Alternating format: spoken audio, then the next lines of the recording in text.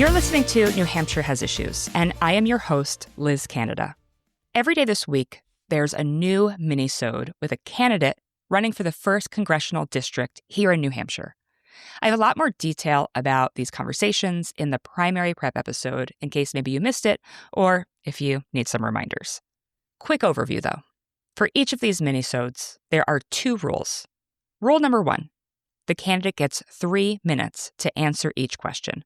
And I chose 3 minutes because that's typically how much time I get when I go to the State House and testify in a public hearing to make my entire case. So the candidates get 3 minutes. The second rule is that there's no negative talk about other candidates running for this seat. Again, more information in the primary prep episode. New Hampshire Has Issues does not make endorsements. Neither do I. But I do support getting the information you need to make the best decision for yourself so that you also can vote on Tuesday, September 8th in the New Hampshire state primary. In the episode description, I have information about checking your voter registration, finding your polling location, looking at a sample ballot that you will have at the primary, and finding your city or town clerk's information in case you need to contact them. If you would like to support New Hampshire Has Issues podcast, please visit patreon.com/NHHasIssues, and you can become a supporter for as little as $5 a month. Thank you so much for listening, and now on to the episode with Christian Urrutia. Welcome to the show, Christian Urrutia, running for the 1st Congressional District here in New Hampshire. Thanks for coming on New Hampshire Has Issues. Yeah, thanks for having me. It's a real pleasure. I'm so glad that you are here and able to talk to me today because I've had some folks ask who's running for this seat. And so I wanted to have as many of you all on as possible. So thank you for taking the time to talk with me. Yeah, well, thank you. I know that I sent the rules in advance, but just a quick recap. You're going to have 3 minutes to answer each of the questions. I may have a follow-up, but when I go to the State House, I get 3 minutes to make my entire case about whatever I'm talking about. So trying to stay by those same rules. Well, I'm pretty succinct. So I think 3 minutes sounds like a lot of time. Okay. All right. Let's see how it goes. Let's see how I do. There you go. Let's see how I do. So you're running for Congress. Yes. You want to represent the people of the 1st Congressional District of New Hampshire. So give me your best pitch. Why should somebody vote for you on Tuesday, September 8th for the primary? Yeah. So let me just start off. Let's take stock of where we are as a country right now. 1, we have Donald Trump and a number of cronies, in my opinion, at the highest levels of government. And the harm that they've caused to the United States, to us, to our communities, some of it is being measured in days. Some of it's going to be measured in years. Some of it's going to be measured in decades. And the principal thing we need to do as a Democratic Party is stand up to Trump. And I've been unequivocal from the beginning of this campaign as to the importance that is to my campaign, my philosophy. I'm squarely in the camp of impeachment is on the table. I support impeachment. The crimes against the American people, the crimes against our Constitution, the corruption are as clear as day. There's no ambiguity here. We need to actually stand up to Trump. And if people send me to Congress, they're going to get that. Exactly. Then we got like these enduring problems in our country: healthcare, childcare, infrastructure, housing, wages, costs. Like I can go on for a while, right? We need bold, transformative change. FDR style view of we need to really work on how this economy works, right? Let's just think about FDR, obviously a lot of investment. Social Security came to being like basic things that we now are like, it's a given and such a positive. We need to do the same. That means Medicare for all. That means universal childcare. That means an actual progressive taxation system that taxes the billionaire class. That means actually raising the minimum wage so that it's a dynamic living wage. And we're not doing this where every decade we hope there's the political will in place to actually raise the minimum wage. Give people a fair shake in this country. Free community colleges. Access to trade schools without crushing debt. Reduction of how much people need to mortgage their futures to go to school. And like all these things that I lay out are actually informed by my life experience, Liz. I literally took down war criminals when I worked in my private practice and I had a human rights practice. I've taken on really big fights defending our service members as a public defender in the military. I'm a first-generation American, first of my family born in the United States. I've seen the immigrant experience firsthand, and I'm aghast as to what I see from ICE and from this administration. So, look, people, what they're going to get from me is someone that's a fighter, but I'm a fighter because it's been informed by my life experiences, and happy to unpack that further, but I want to stay below your threshold, below the 3 minutes. You're doing great. You're doing great so far. I mean, I want you to tell me a little bit more, though, about you. You gave me a little bit about, your past experiences. Sure. So just why you? I imagine that the other candidates also feel pretty strongly about Trump. I imagine that they care about these policies, but what makes you unique? There's some real in this differences. Case? I mean, I want to answer your principal question. Yeah. I just want to be frank. There's some real difference, and that's okay. Look, I think everyone in this race is a good person. I genuinely do. That doesn't mean there aren't some real differences. All right? I'm a Medicare for All candidate. I've supported impeachment of the president. It's different offerings, different things, right? That's okay. On ICE, we have different views too. I'm for dismantling ICE. So there are actually some different distinctions. But to get to the question, who's Christian? Yeah. I start off, I'm first generation American, first of my family born in the United States. English is my second language. I grew up at first in Miami, first 4 years of my life or so. And then we moved up to New Hampshire and I had to learn English. Took ESL classes, English second language classes, the only student in my Library Street School, elementary school, to do that. Ended up getting a shot to go to college and went to law school, took out $250,000 of debt to pay for my education. And then I went off and served first as the prosecutor's office here at the Hillsborough County Attorney's Office. And then went into private practice, had a human rights practice, joined the military in my mid-30s. And just to give you a sense of how much of a fish out of water I was, Liz, I joined the military. I was older than everyone in my basic training class. I was older than my drill sergeants, and I never shot a gun in my life. Okay? Wow. But I think just public service and service to our country and our community, doesn't have to be the military, but is so important. We all have an obligation and a duty to do that. And then in the last administration, I was appointed by President Biden to the Pentagon in the Office of the Secretary of Defense, and I worked, primarily on international humanitarian legal issues and questions of the Geneva Convention and some other really complicated issues as well. And I'm happy to unpack that. But I think ultimately it's a breadth of experience. But the most important thing to remember is I had the really good fortune to marry my wife, who runs a small business, the one-woman shop, and she's really remarkable.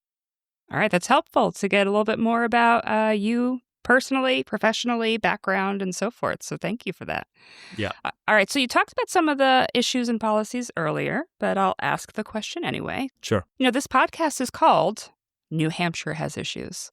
So if you're elected to Congress, what is the issue you are ready to tackle? Yeah, Medicare for all, healthcare. And this is, and I'm going to, we got a little bit of time. I'm going to tell you exactly why, to me, it's so important. So about, I guess now, coming up on 4 years ago, I had a stroke. I lost my ability to speak and right movement in the right part of my body. Obviously it's come back, right? And my wife and I went through all the hardship and challenges that come with getting sick like really getting sick like that, where you don't actually know what the outcomes are going to be. But also the questions you ask yourself from the financial perspective, can we actually afford this in the long run? What if I need a lot more care? And I ended up having to have a kind of, a procedure in my heart to close a hole that seemed to have caused it. And I just don't think anyone in this country, the richest country in the world, with all these remarkable resources we have and the abilities we have, should have to ask themselves that second question. And people in this country are getting sicker because they can't afford preventative care. They're dying when they shouldn't be dying because they can't afford good health care. The pharmaceutical industry is making a ton of money. The insurance companies are making a ton of money.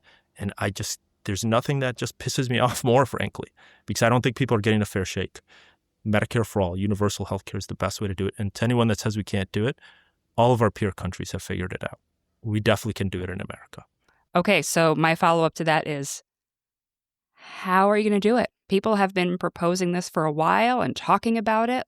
Sure. You go to Congress. How are you going to make that happen? Well, everything builds on itself, right? Like, so you're right. People have been talking about, there's been a building and a growing consensus in this country that we need a universal healthcare system, right? When Bernie Sanders first really started talking about this, people were talking about it before 2016, don't get me wrong. But when Bernie first started talking about this in 2016, it was seen as like, wow, that's a really kind of like far left issue. It really isn't anymore. You go out and you ask people, a vast majority of the Democratic Party agrees with it. When I mean the Democratic Party, I mean the actual voters, not the elected officials, okay? A majority of independents, 30% or so of Republicans.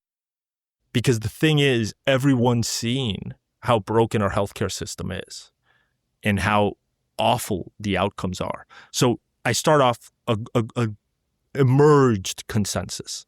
You're starting to see that at the electoral level.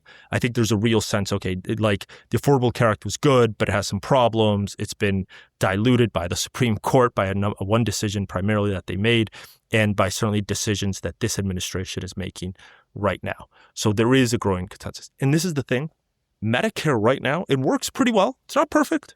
Some things we got to change for sure. Works pretty well. The idea of, incrementally extending that Medicare coverage to a lot of Americans, I think is the clearest way to make this work. I think there's success. Is it going to be a tough fight? Sure, unquestionably. And I brought up FDR before, the 1930s. It's pretty tough fights there. And like a lot of the conversations we're having about the Supreme Court now, they had them in the 1930s too, because the Supreme Court was, in the 1930s, was killing off a lot of the programs that FDR wanted to put in place. He wanted to pack the court, right? So we're reliving a lot of the things that we've dealt with in our U.S. history. Unique circumstances, but a lot of the questions are not that unique. I promised you a sort of non-political question as our big finale here. What do you wish people knew about you that just doesn't come across maybe in campaign ads or websites or social media? What would surprise someone to know about you as a person, as a human being? Yeah. So look, I think there's a lot of to me, the campaigns are you're talking about the issues and you're talking about where people are now in their life. But the question is really what's the experience that's led to this? And, I brought it up before. I certainly have talked about it, but, to give how formative and defining it is, being, the child of immigrants in America, especially being the first one in your family born here, and having to learn English as a second language, and you're being in a low density state as a Latino, and having to think about these kind of dual lives you live, where I'd talk Spanish at home, and I had my grandmothers living with me, and they spoke no English, and then living a very kind of quintessential New Hampshire life outside of that house. That duality has this huge impact on how you see the world and how you think about, well, what does it mean to be an American? And what does it mean to be part of our community? And what does it mean for those folks that, are going through similar experiences in their own way? What does that look like for them in the decisions we make? And to me, it's an incredibly formative element. And the one thing that I think about a lot, Liz, and people have told me this is actually semi-common for a lot of folks is, and I don't want to call it a guilt because it's definitely not a guilt, but this sense of I got pretty lucky. I got pretty lucky. I know the odds. When I was reading in third grade, because English was my second language, I was well below the third grade standards. That's the cutoff. If you're below the third grade standards in reading and comprehension, you're in for a rough ride later on in terms of your ability to go off and do these things that are language intensive, et cetera, and comprehension intensive. Everything worked out eventually for me. But with that, there's also a sense it easily could not have, and some of it's luck and some of it's hard work and a bunch of things. And to think that there's a lot of other Americans similarly positioned to me with their own challenges, doesn't have to be the immigrant challenge, but that are not getting a fair shake, there's a real sense of wow, that weighs upon you. And it's how can we do better as a country? Because we certainly can, just need to have the political will to do it. Christian, thank you so much for coming on the podcast, talking to me today. And let's remind listeners that the state primary is Tuesday, September 8th. Correct. Links are in the episode description, the show notes, so you can check your voter registration. You can see where your polling location is. Details are all there. And of course, we want everyone to vote in November as well. But first, we've got that state primary, and Christian is running for CD1. And Correct. Christian, thank you so much again for being here, and good luck out there. Yeah, Liz, thank you. It's a real pleasure. So thanks for having me.